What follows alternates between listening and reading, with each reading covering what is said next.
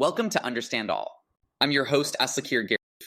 Today, we're embarking on a fascinating journey through the pages of Mark Twain's controversial masterpiece, Letters from the Earth. So, grab a comfortable seat and let's dive in. Letters from the Earth is a collection of essays written by the legendary Mark Twain between 1909 and 1910, just before his death. Now, here's the kicker. It wasn't published until 1962, over 50 years later. According to the University of California Press, the first edition had a print run of only 7,500 copies. This delay speaks volumes about the book's controversial nature and the societal changes that occurred in the intervening years. You see, Twain was a master of satire, and in Letters from the Earth, he takes on religion and human nature with a wit sharper than a razor's edge. The book is narrated by none other than Satan himself, offering a fresh, outsider's perspective on humanity's follies and foibles. It's a brilliant literary device that allows Twain to critique and question long-held beliefs, while keeping a humorous tone. But why was this book so controversial? Well, it all comes down to the historical context.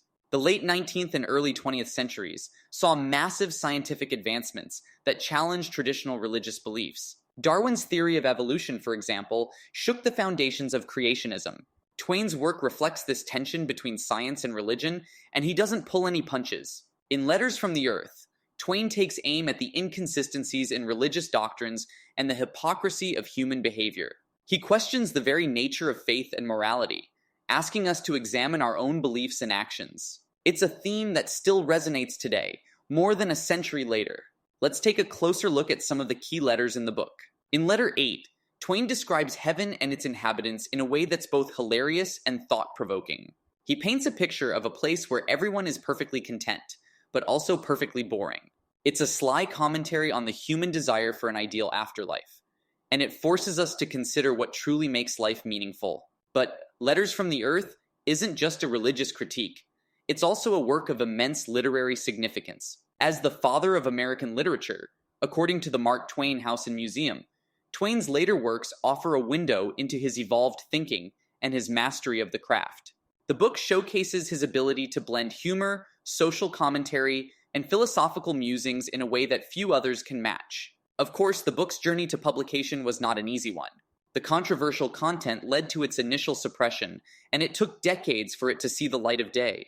Even then, the reaction was mixed. A 1962 review in the New York Times called it a miscellany of sardonic and satirical pieces that will not add to Twain's stature.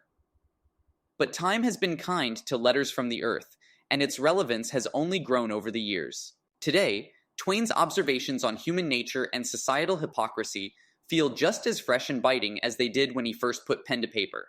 The debates between science and religion continue to rage, and the questions he raised about faith and morality are still being grappled with in philosophical circles and around dinner tables alike.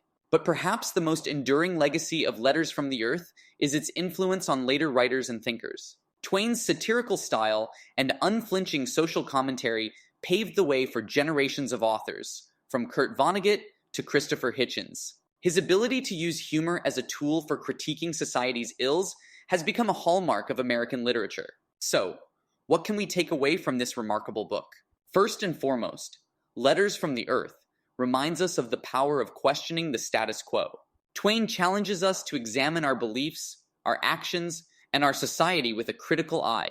He encourages us to think for ourselves and to never accept anything at face value. But more than that, the book is a testament to the enduring power of great literature.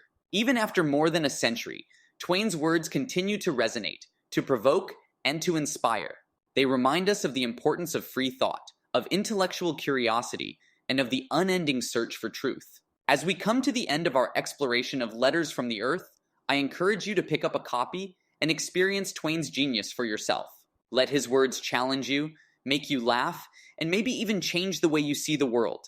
Because that, after all, is the true mark of a literary masterpiece. Thank you for joining me on this journey through one of Mark Twain's most provocative works. Until next time, keep questioning, keep learning, and keep seeking out the truth wherever it may lead you. This is Aslakir Garif signing off.